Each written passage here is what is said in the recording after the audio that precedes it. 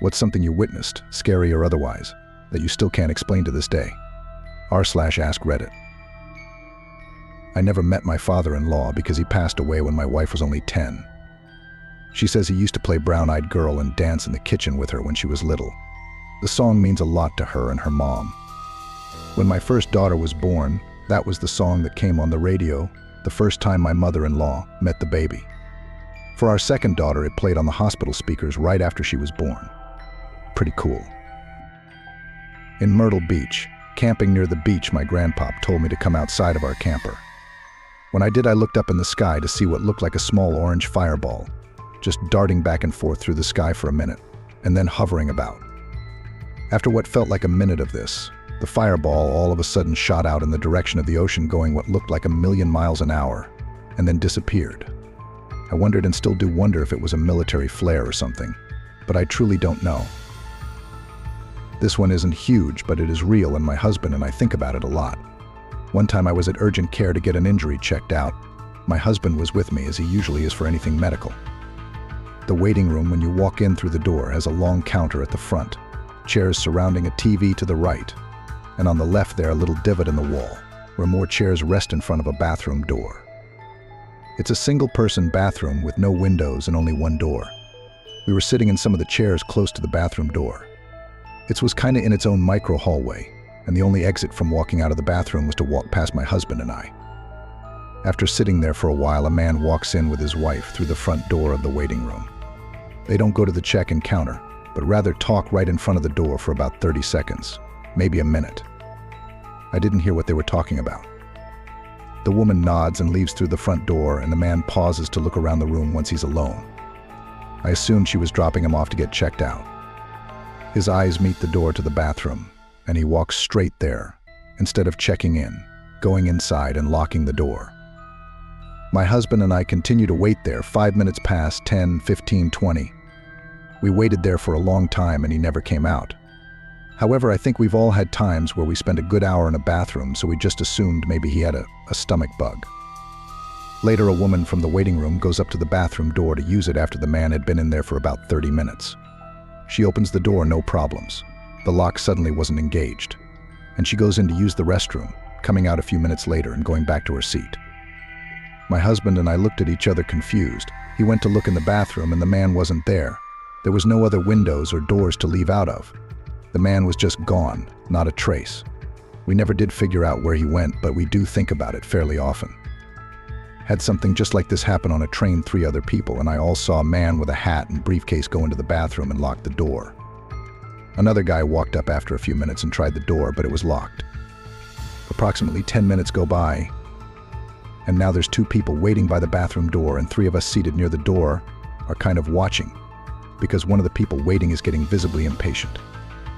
Another few minutes go by, and then a new person walks up, tries the door, and it's suddenly unlocked with nobody inside.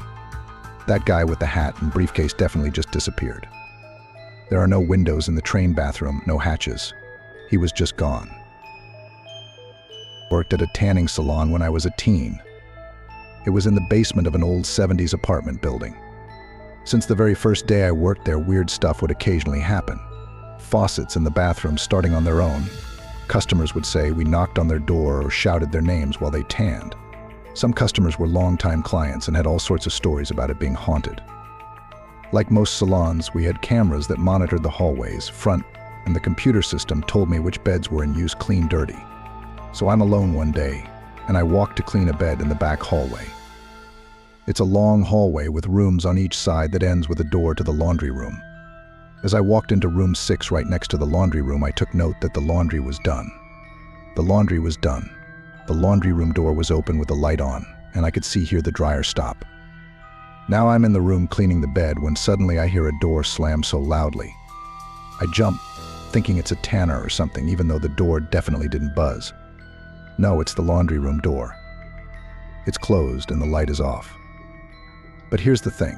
You cannot, in absolutely no way, slam that door. The floor in the laundry room is all warped by the door, and it drags and sticks to the ground. You have to pull it really hard to get it to close. I stood there for about 5 minutes trying with all my might to slam that door and recreate what just happened. Not happening. That's when I totally freaked out and ran to the front and refused to go back there again all night.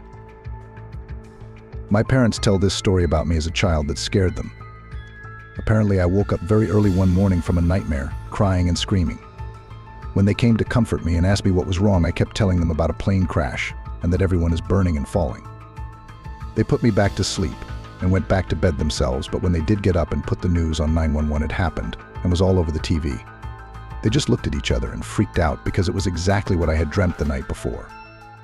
I, of course, don't remember anything. I was 4 years old when 911 happened, and I've never had anything like it happen to me since. I have been waiting to tell this somewhere. Last fall, I was in Toronto and walking on College Street to get to this video arcade place.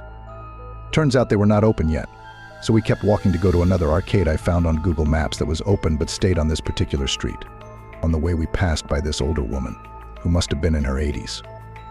She stood out because she looked borderline homeless, was a smaller woman, and had one pant leg slightly up on her leg and these little light red sandal shoes and a scarf loosely draped around her head /neck. No bag, no belongings with her. We continued walking down the street for about 10 minutes, and the same looking woman walked past us in the same direction as the first one wearing the exact same thing. The shoes and the pant leg stood out immediately. At first I thought it was the same woman, but then realized that would be impossible because 1, her age, and 2, she would have had to run across the street and down and then cross it again to come back towards us. Then I thought maybe it's a twin, but her pant leg and shoes and scarf that all stood out to me was the exact same. The pant leg was the main stick out for me. So I still have no idea what that was. A glitch in the Matrix. An angel. I try not to think about it because I can't logically wrap my head around what that was, but I will always remember it. I was in my 20s, and my then boyfriend and I were at his parents' house. Just the two of us and the family dog. He was opening mail in the dining room, and I was rinsing a glass in the kitchen, within sight of him about 15 feet away. We were talking and suddenly loud footsteps came overhead. Stomp, stomp, stomp, stomp, stomp, stomp, stomp. He froze and I looked at him like WTF. But the look on his face was not confusion or panic, oh no. It was, oh damn, now I have to tell her the house is haunted. So then he let me in on the family secret. Some entity that had a strong masculine energy to me lived in their attic. BF's mom had tried nailing the crawl space door shut, placing typewriters in front of it, etc. Always got reopened. And the dog would refuse to go upstairs unless carried directly into one of the bedrooms. I had just rolled over to get comfy in bed after waking up for a moment. Something felt off and weird about my room. It was eerily silent, like all the sound had been muted. When I noticed a light in the corner of my room, at first I thought it was a car light, until I realized it was coming from my bathroom. It was a strange blue light to me. There were no windows or anything that I knew lit up that color in there. I started to get up to investigate. Back then my bed was lofted, so I was up 5 feet from the floor. That's when the light source started moving. I was just peering over the edge when what looked to be an orb of brilliant blue light slowly floated into my room.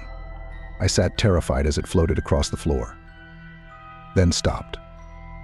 Then floated towards me. It started getting cold and I tried to say something, but it's like the words were being sucked out of me like a dentist's straw. Then next thing I know, I'm waking up to the morning sun like nothing happened.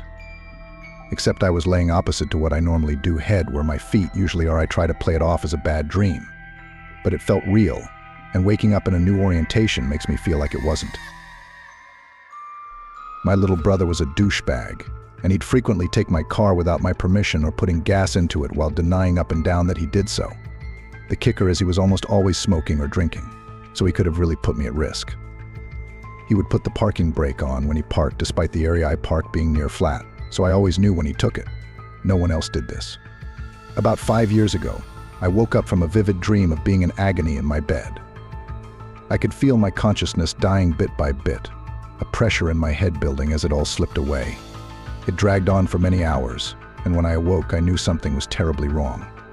I found out hours later that he was brain dead after having a heart attack, caused by a cerebral hematoma. Somehow I had dreamed his final conscious moments on this earth. When his shell was allowed to die several days later, I went to my car to go out. I had taken it out the day before, yet when I got in the car, the parking brake was on. I saw a vision of him pointing at me, and laughing in that obnoxious way the boy from The Simpsons does. Nelson maybe? Before disappearing.